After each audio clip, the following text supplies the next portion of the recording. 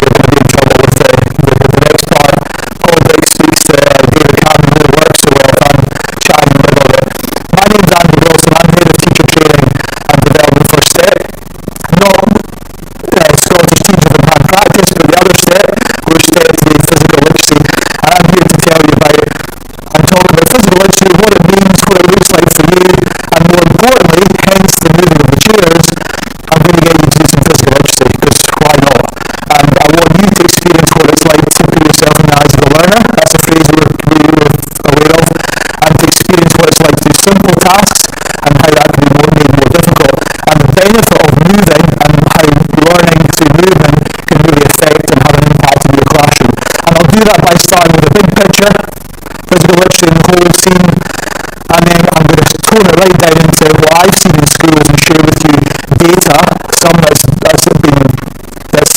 shown through testing, and also anecdotal and soft data around the changes I've seen in the schools. And my mind's buzzing after this morning, hearing David Cameron talk. I know he's a huge passion about care is a strategy for age attainment. If we care about the pupils and we focus on what they need, you're going to see outcomes. Health and well-being is a massive part. Paul, they were talking about it's not a big thing, it's not like sweeping things across and doing one massive thing. It's making small changes to the pupils that need it the most and then working with that over a long period of time. And that's basically what I'm passionate about. I was a teacher for 17 years, a PE teacher based in the secondary but always went into the theatre primaries. I then got a seconded post as a lead officer in the Midlothian, and it was at that time I heard about STEP and physical literacy and how it impacts. And I joined STEP as a teacher or a former teacher because I was blown away and I was so passionate about making a change with pupils that needed it the most, and talking about how we can improve outcomes and how we can make it work in schools. And that's a job that I love doing for the last year and a bit now, so a year and 2 terms in. So what is physical literacy? And before I started doing this PowerPoint, I thought, well, there's loads of things about literacy. And my wife, who's a nurse, said, Andrew, literacy, physical literacy, what are you talking about? That's daft. You can't be physical and be literate.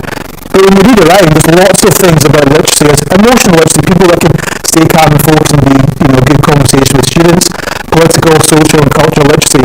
And I sort of read about a bit more, what else can we talk about that? I know that the line is quite small, folks, but I'm just going to talk to you out loud. If I'm sitting there, I'm not going to read everything on the board. Just listening, and we'll talk a lot about it as we go through. But the UNESCO definition, literacy is not just about reading and writing. They're talking about it's the communication and the idea that we get to know something, we're able to be immersed in it and understand the thing that we're putting before it a little bit better, and that's going to have an outcome in physical. We'll talk about how that means, but of course emotional, cultural. If you're literate in those areas, we're going to become more able to cope and deal with and discuss what it means in those areas. And that was important for me. And there's a bit from Canada. Canada, if you've not read too much around, they're a good resource for physical literacy. They've done a lot around, and I know there's other continents that are the same, but Canada are very big on the physical literacy piece. So if I talk in a PE, I will slip into PE context at times, because it's just me, and that's the language I always use as a PE teacher. But when we talk today, and when you do physical literacy with me, it's not about getting changed or being a PE person, it's about learning through movement and doing very specific things through movement. But the Canadians have a big piece around, let's not teach the skills of the sport or teaching moving, running, let's define that as being key movements, things that we need to have in place before we do anything else. I'm kind of speeding up here. I did have a coffee before I started, but I don't want to be that man that's like 5 minutes over.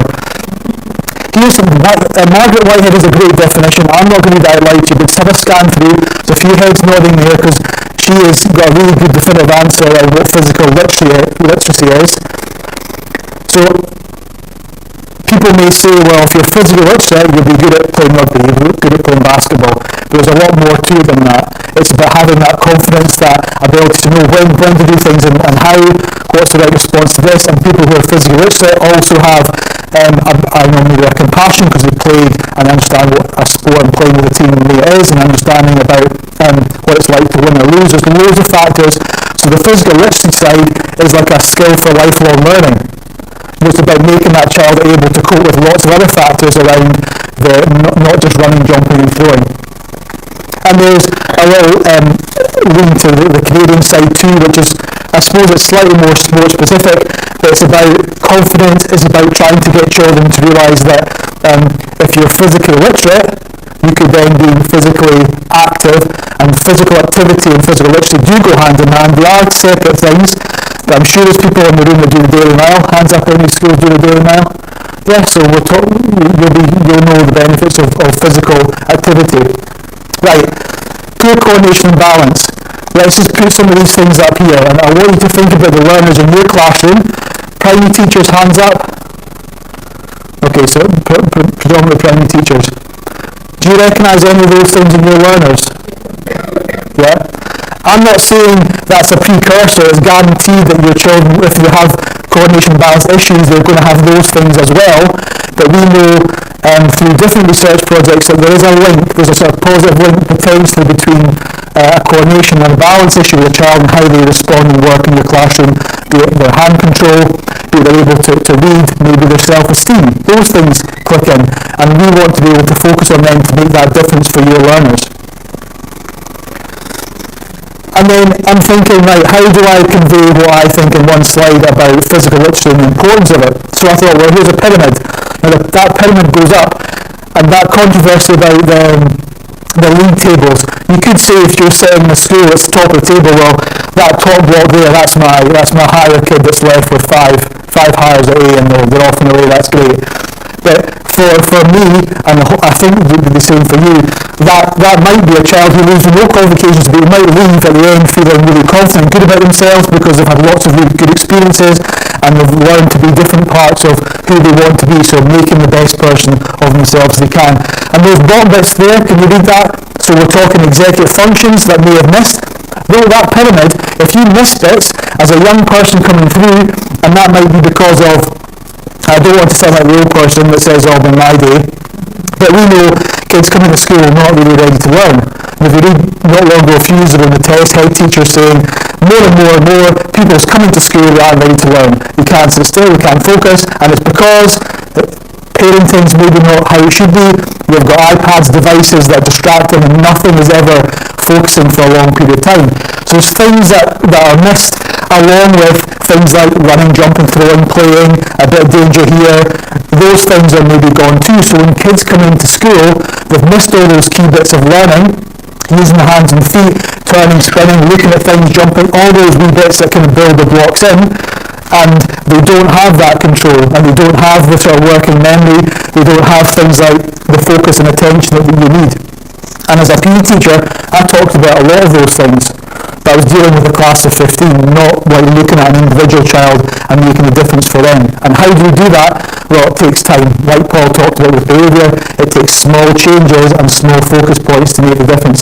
But learning through movement will make a difference to your children.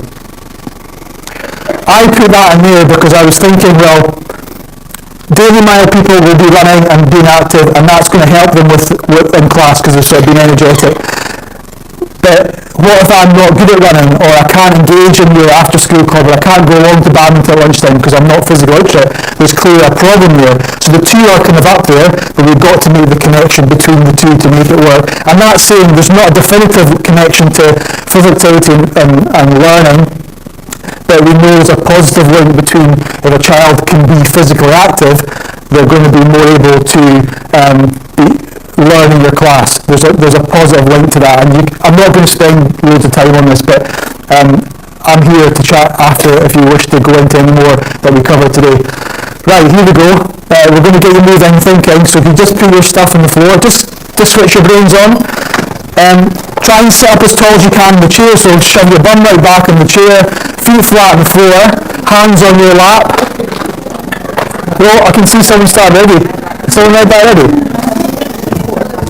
So, this is one of the exercises that we'll be doing with the children, one-to-one. So the idea is we're clapping our hands twice, and we're hitting our thighs once. So that's our rhythm. Can you just start the rhythm now when you're ready, please?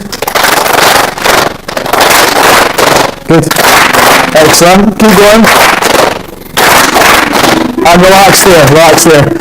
Just, don't tell me, just think about how that felt for you, and just how easy or not so easy it was. Okay, just think about that now. We're going to go back into the rhythm. When I say go, in your own time, we're going to get gradually faster and faster till I say stop. Okay, ready? Get back into rhythm then. Go. And stop. Right, there's smiley faces and people start to make strange looks in their face. So, what did it feel like in that last wee bit when it got quite quick for you? Is it still easy? Bit panicky. What goes through your mind when you're going really quickly? Sorry? Getting it right. What did it feel like before when you were just doing a slow rhythm? Comfortable, is it? Was it kind of okay? Right, we're going to keep it a slow rhythm this time, but I want you to, when I say go, I want you to go through the months of the year backwards whilst maintaining the rhythm. Right? If it takes forever, I'm not going to make you do 12, but I want you to try and see what it feels like to do a simple task, because it looks simple, with the months of the year going backwards. So ready, find your rhythm. Start the months now.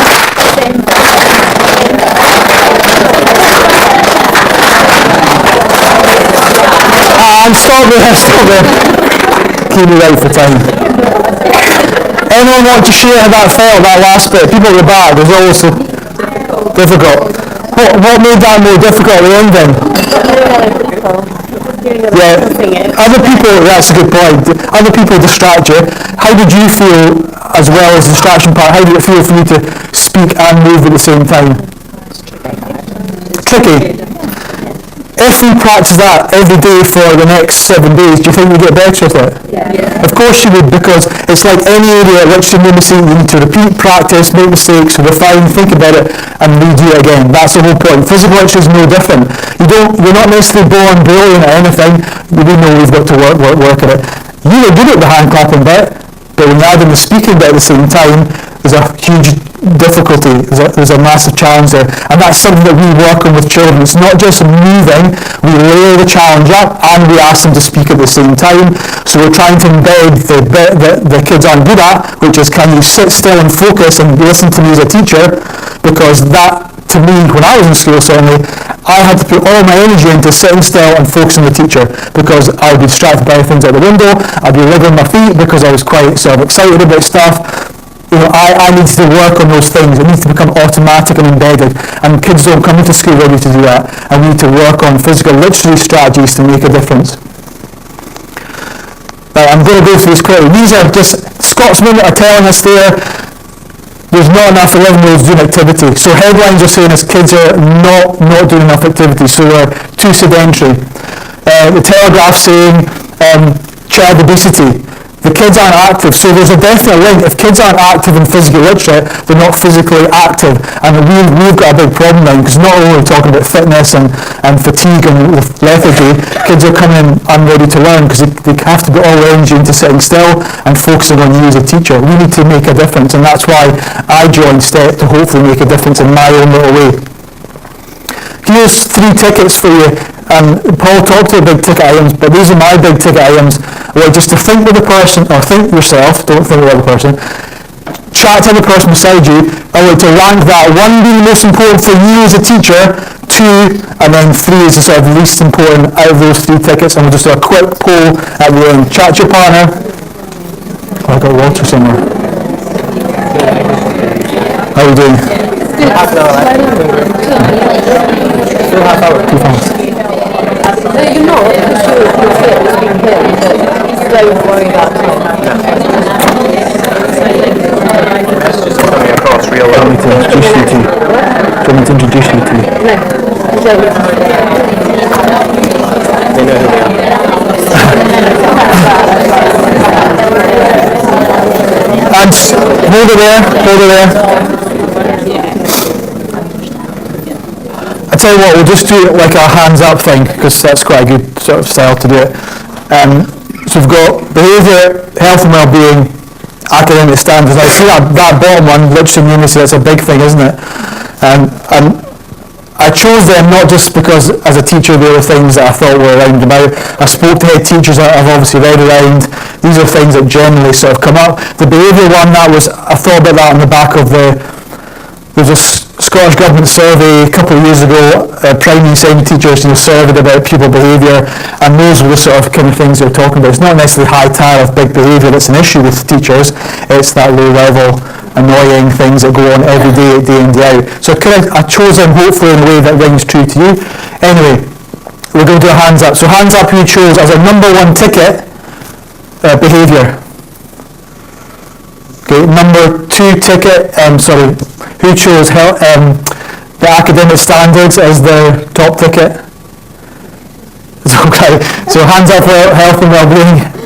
Okay, that worked out. I've done this a couple of times, once in Oldham and a couple of times in the Lothians, and do you know what? It's the same answer. Can anyone share to me why, and with the group, why did you choose well-being over the other ones? Because if you speak to the right people, your head teacher will probably have that bottom one potentially, because they're trying to show improvement and show that raising of the standards. Anyone want to share why they chose well-being? Can't raise academic standards without it. Sorry? Yeah. Can't raise academic standards without the health and well-being of the So that one comes first, do you think? Yeah. Absolutely. If kids aren't feeling healthy and I mean the word love, and Paul talked about, sort of hands-on with kids. The educational psychologist that spoke at the Oldham Learning Festival when I was down in June, his line to me that struck and I wrote down was, if you can get kids to love you, you'll win their minds. So if you win their hearts, you win their minds. I never thought of it like that, but when I reflect upon my time teaching, the pupils that would come back when you left and say, hi, Mr. Wilson, great to see you, they weren't often ones that I would have thought would have chosen to come back to see me, but the connection was there just through that time and my conversation I had with them, probably through extracurricular rugby that I did, and spend that extra time with them with their homework for standard aid or intermediate 5 or all that. They were just, they loved it. And the connection is there.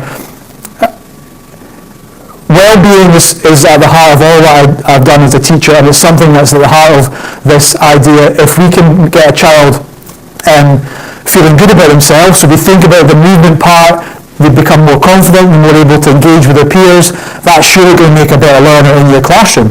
So let's keep on working on that one. Think about these things in your pupils. Just cast your eye down. I'm not going to ask you to put hands up or anything. And we've sort of leaned on these types of issues that you'll see day in day out. I certainly saw them in the school I worked and the primaries I worked at. Those things seem, do they sort of ring, do you see them day in day out kind of in your schools? You might have a bright child that doesn't start work quickly, a bright child that maybe doesn't feel that good about themselves, or you could have a child who is really struggling. If you want to put them in that bracket of where their SIMD is, they could be into that sort of PEV heading, but there's clearly things that aren't making them be the best learner in your class. And I'm telling you, I've seen pupils do a physical literacy program, the one that I'm working with, and I've seen the changes that have occurred through learning through this individualised style where they learn balance, eye tracking and coordination, like I did as a PE teacher, and like a lot of schools do in other ways, but we're doing it in a way where we rebuild those building blocks, those blocks that could have been missing that pyramid we saw. How do we get it right? We've got to go back to the beginning, click reset and go back to the start. Spend time with the child, build that confidence up, build the resilience up, build their feeling that I can't do this, but through perseverance and through a bit of grit and determination, we can kind of get there together. And it takes time and it takes a lot of effort, but it is doable. What I've seen is in primary 4 or 5, primarily we do have primary 6, 7 pupils in as well, and I've got a couple of high schools I work with too, because secondary schools, secondary school teachers, hands up. Yeah, if you're S1s that come in, still not ready to focus, still really immature. Well, what do we do with them? And that's the conversation I've had with secondary schools. But primarily, primary schools work and they'll get children who are 7 years old or P3, the youngest, and they'll identify children that will be best suited to do this program where there's something missing. They're flying under the radar. They could be that grey child that Paul talked about. It could be the child that's missing. But through this individualised program, not only are you getting that time with them to improve their coordination, their balance, and their eye track, and have this development thing that we can work on to be physically literate, will allow them to be more engaged in learning and focus on you apart from other things. They're also going to get that one-to-one time, that feeling that I'm building that bond and feel that I'm being sort of loved and I'm being cared for, and that's going to make them feel more of a successful learning and confident individual when they come into class time. These sort of programs are going to replace a poor teacher. They're certainly not going to replace an underachieving sort of classroom environment. You still need to have good quality teaching and learning, but I'm saying to you, if we work on physical literacy with children, they will become better learners and better versions of themselves to become where they need to get to. So I was definitely flying, I wasn't under the radar as in a child that wasn't, because I was probably badly behaved, I would say, but I was definitely below my attainment level. So for me, if you can get Andrew Wilson up to that level in school, that would be a good thing. So me to that level is good, whereas other children, you expect them to be over that level. So we're trying to make the program and make them work at a level that's accurate for them as an individual. So it's very much individualised. We're working on that kind of age group. So I talked about the 7-year-olds. Is that screen okay there, folks, in the back? Yeah. We're working individually, it's one-to-one, and we're working on these 3 factors here, and I'm going to get to do a bit of that in a minute. Schools are working one-to-one with these children, so they're identified in small numbers. The children are working with teaching assistants, PSAs, some teachers, a mix of whoever they are. They're trained by myself in Scotland, or David, who's up in Aberdeen, and they're working on this theory that will work to build the blocks that are missing through balance exercises, eye tracking exercises and coordination exercises. I'm going to go through this quickly because I want to get onto the good bit. This should play, I think. Yeah. Click it. This is a video from a couple of our schools in Midlothian that started the programme almost 2 years ago now. Did that work?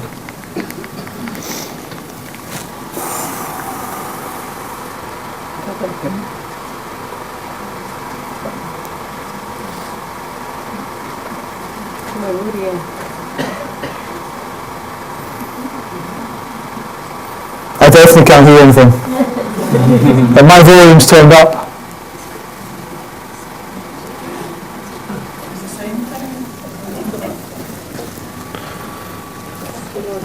We'll come back to that. So I'm going to give you examples, so you're just taking my word for it a minute. I'm going to show you examples from one school that actually just graduated last week from the programme, and this is the evidence, and there's loads on that, so I've highlighted bits there from the head teacher and the staff that work with this child from the baseline in March 17 all the way to the NT, and I've got a bit of data to add to it, but like I say, they've just finished. The guy is, this was a P6 boy that started the programme, and he worked on this individualised physical literacy programme with a learning assistant in Midlothian, and he was a child that had lots of challenges, very challenging to the staff and like a day-to-day thing, but also head teachers spend a lot of time with him. As you will know, teachers will ask children to leave the class, they won't be involved in learning, and they become disengaged. As you look from left to right, anecdotally, they want to write down and share with me what was happening, rather than just verbalising it, and that's the difference we saw as it go along. And this boy now felt he was more engaged with learning. He felt through this individualised programme, he was able to help others, and he's a massive. The school were really emotional about the changes they saw in him, but that's something they had as an anecdotal piece. So here's the next part. They thought, like, what difference can I share from May 17 to November 17? Like, the differences in his handwriting were remarkable, because this was the same literacy task that he did, but because he was able to focus on more than one thing at once, as in sitting still, what is the task, focus on the page, control my movement, because we're working on fine motor skills with physical literacy, as well as big motor skills with hands, eye and coordination, the whole bit. He was able to do this much more work. So that's a short space of time. And this is his results from his NGRT testing. So I've got another year to put into this, but from the dates are down the left, his chronological age is always at the top there, and you can see where he started reading age to where he finished up. He's now in first year in school, but the differences in him through doing this programming, learning through his one-to-one exercises, and we'll specify how this is working in a minute, but his reading age shot up. Now that's a really good example, but he was just common in his cohort. There was about 10 pupils in the programme, and the common theme was, in this example, reading age is really short up, because think about it, he's doing eye tracking every day. He's focusing on certain aspects of the eye tracking exercise. That's made him it's allowed him to track words on the page, process what's being asked of him on the page, and also do the whole bit about changing sentences and making sure he's watching what's going on. So that's data. That's not anecdotal. That's something that the school have tested him on and shown that difference. This is something that I want to show you. This is something that we're doing for the school. So I work with the school and have done for those 2 years, every term with a visit, every term with a focus time and CPD almost with the staff. But you can see with the graph, the blue lines at the top are where he started, and the red lines are the difference he's made. And this for us is important because we want to track and monitor where pupils have come from. We don't just want to hope and pray they get better. We're tracking the progress. So this is not just about attention and focus.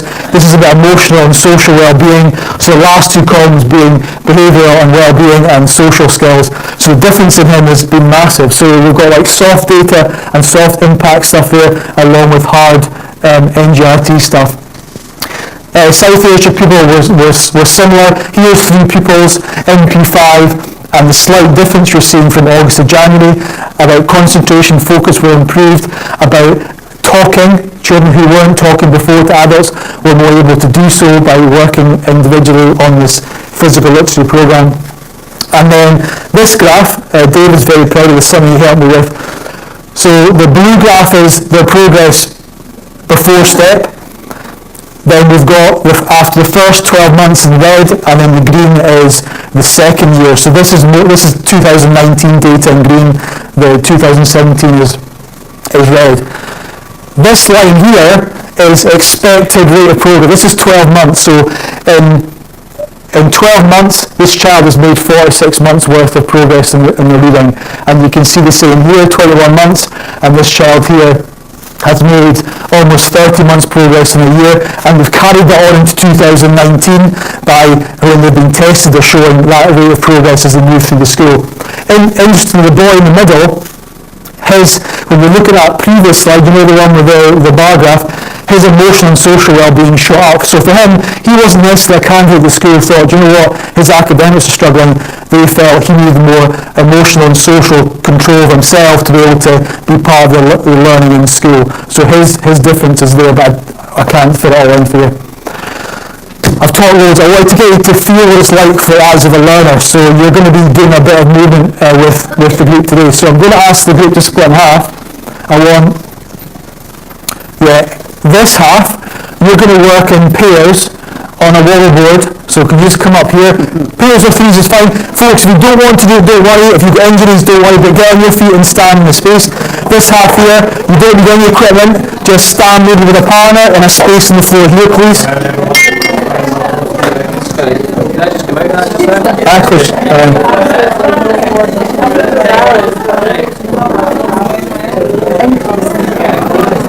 Thank you.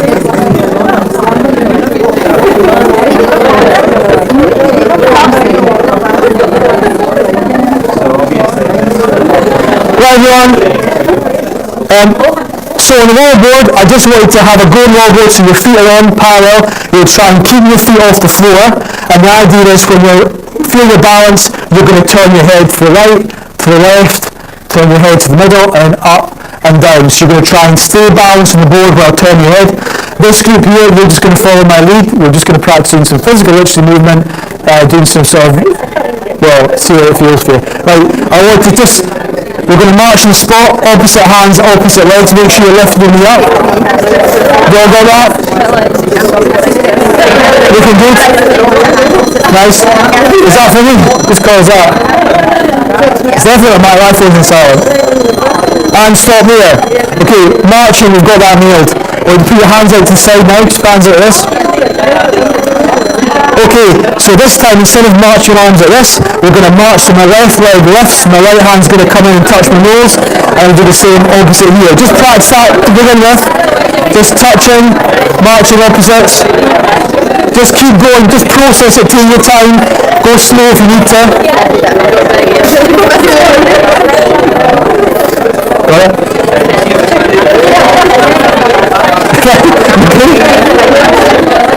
You two okay? Right, pause there. Right, your next challenge, and I'm just going to let you do this on your own, but it might be worthwhile, like as a pair, you can maybe watch each other if you want to. So we're still doing the same action, but the rule is we're using different fingers. It's going to be index, middle finger, ring finger, pinky, thumb. Then we repeat the process. Stay slow, stay focused, or stay as tall as you can, keep your rhythm right, and try and keep yourself moving at the same time.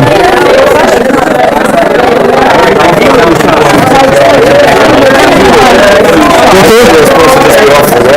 Yeah, try and just work as hard as you can to keep the board off the floor, and then you feel your position, just move left, move right, see what that feels like.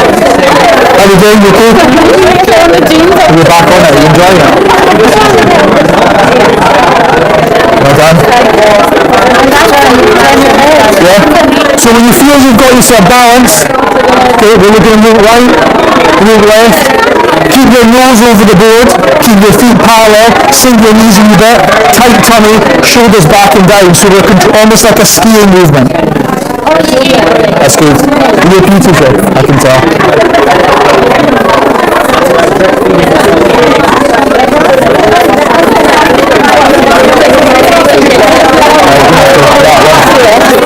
There's a 5-2 finish.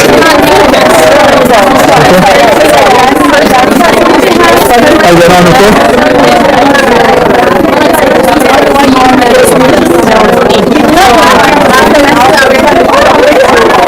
Right. Doesn't matter if it can work. Can I get it back on? So I'm going to run out of time.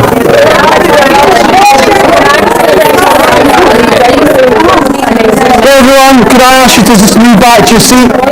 We'll just summarise that, and we're going to out of time.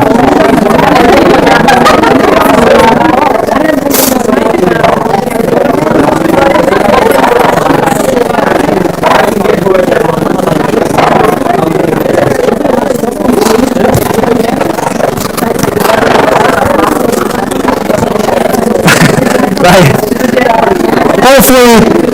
Hopefully you got a chance to have a go at the activities, and there are two activities that I've just taken off our programme. I'll just explain how we get to where we've got to, and the results we've seen in schools, and I've seen first hand in schools.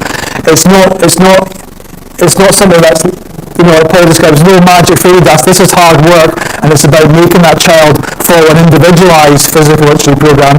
But there are things that they will do. Now they're quite advanced ones, like marching on the spot with your hands working is really challenging, but it's more advanced. Same with on the wallboard. That's something that we use a lot because it not only makes your brain work on this part, you're having to turn your head and maintain that focus all the time.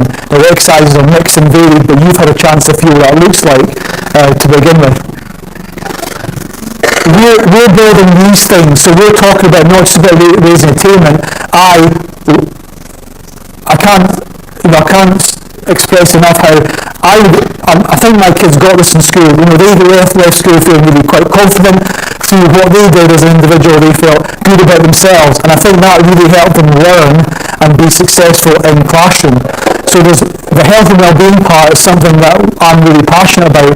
But when we're working on this programme, we're not just having that nurture time, they're doing things that help in balance, eye tract and coordination. And if we realise that research and the benefits you've seen in your schools, maybe through other perception motor skills or toe-to-toe stuff, you can see it working. We're trying to make a change that is going to be permanent. We're trying to embed these skills with the pupils, so when you leave, they're physically literate and more able to cope with the demands and the rigours and the changes that are happening in your classroom. So good learners, but are also able to process and cope with challenge and change. So there's lots of things that are listed there. Our programme is done online, and we have adaptive learning software that makes it different. So physical literacy and learning through movement works. It's something that I would advocate any teacher to do in any school, whether you've got STEP or not. But the idea, if you want to make a permanent change, you've got to do it regularly and consistently and often, just like Paul's behaviour stuff. You have a login page. If you read this from right to left, every child has their own page and it's logged in by the trained adult, and they have their exercises for the day, and they also have a breakdown of what the exercise looks like. So the exercises not only are, it's not like turn a page Monday, turn a page Tuesday. The exercises are on the screen. It's written down. There's a video to explain what the exercises look like, and there's a stopwatch to help with the timing. So everything's there for the trained member staff to deliver accurately. That video bit's not going to work, but this part here means at the bottom, so Andrew Wilson starts day one. I will work one-to-one with the adult. I'll be working with a trained member staff. So when I've done my exercise, I'll be marked. Was it easy for me? Was it very easy? Was it manageable? Was it challenging? Was it very difficult? So by having those sort of basic marking criteria, every time I work with my support member, we click save at the end of the afternoon. The adaptive learning software will say, what are the marks saying about Andrew's movement? Okay, if he's done well, let's move him on to something more difficult. If he's struggling, let's keep him the same. So the adaptive learning software that we've developed through this online program allows every one of you to follow the program and all go at your own rates. So it doesn't need to be like, what do I do next, because I'm really busy, I'm not doing what's happening. You click save, it tells you what's happening with a video and an exemplar to show you how it looks. And with the constant support from a member of the staff team, clearly you're not setting off on a long journey completely unknown. It's something that we are very much part of the journey with you. And as I mentioned before, we pride ourselves on our outcomes. So we will benchmark kids from day one through the data, and like NGRT or any reading test or writing test that you do. And we also gather a questionnaire from the teacher, and then we track that for you as they go through, and we will produce reports, impact reports for the school as they go through. So in terms of like what are we doing with our time, what are we doing with our resources in school, well, we're kind of working with you on that. It's not a case of, good luck, we'll see you in like a year or two. We're working every term with that school and making sure that we can help you quality assure it, we can help you support the staff delivering it, and more importantly, can we make the difference for the young ones by doing this very individualised program that it's bespoke to them. I don't know if this will play or we'll give it a go. The previous video was deputy and head teachers from the two schools I work with. This is the teaching assistants or learning assistants in the building talking about their experiences of the program from their perspective.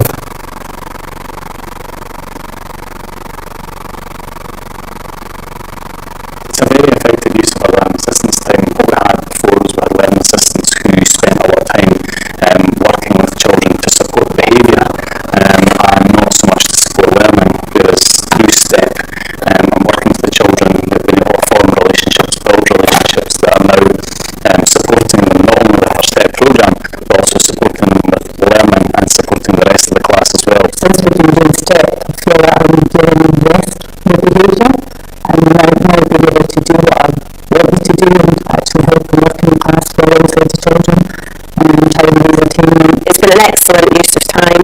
It's ensured that behaviour has improved and focus in learning has improved. So ultimately that's meant that during the course of the day between STEP sessions we don't need to pull on the learning assistants as much as we otherwise might have. When I first started here we were doing a lot of assistant teachers in class and a lot of behaviour management, and for the past, since March now we've been doing a bit more just one-to-one with children and much less behaviour management and more reading learning rather than being around. They are reading on literacy intervention programmes, talking and listening programmes, reading interventions to really upskill them as learning assistants, and they no longer wish to be called learning assistants in our school but rather leaders of learning because they feel that their job has evolved so much. Okay. We've got a few other videos that exemplify how the staff and children have felt about the introduction of STEM in their schools and the differences made to their individuals. So we can talk about how head teachers have found it, how the learning assistants have, but more importantly, the reason we're all here on a Saturday is that everyone's talked about is making a difference to the pupils. It's something that I can share with you, and it's a video that you can have a look at. My last slide is there, and that's perfect time. I'm based, and I've covered schools from the Lothians all the way, sort of part managers who keep going to Glasgow, South Ayrshire, North Ayrshire. So I've got about 30 schools across there. David, my colleague up there, he's in the north, Angus, Dundee, Aberdeen, Aberdeenshire, Aberdeen City. So we're working hard to try and make connections with schools to say, this is something we need to consider to close the attainment gap, to make differences, to improve outcomes for your children, because not only is it proven, we are here to help you every part of the plan and step of the way to make that change for you. That's really important, because I'm here to make a difference, and that's why I want to share that with you to hopefully improve your learning in your school. David is over here. We've got a few sheets if you'd like to sign up and find a bit more about the programme, or just express your interest, and we'd love to keep in touch with you. So the sheets are over here, and I'll be buzzing in for any questions. And we do have a stall upstairs, so if you have any time after the summary, please catch up. But that's been my presentation over. Thank you for participating over the side here, and thank you for listening.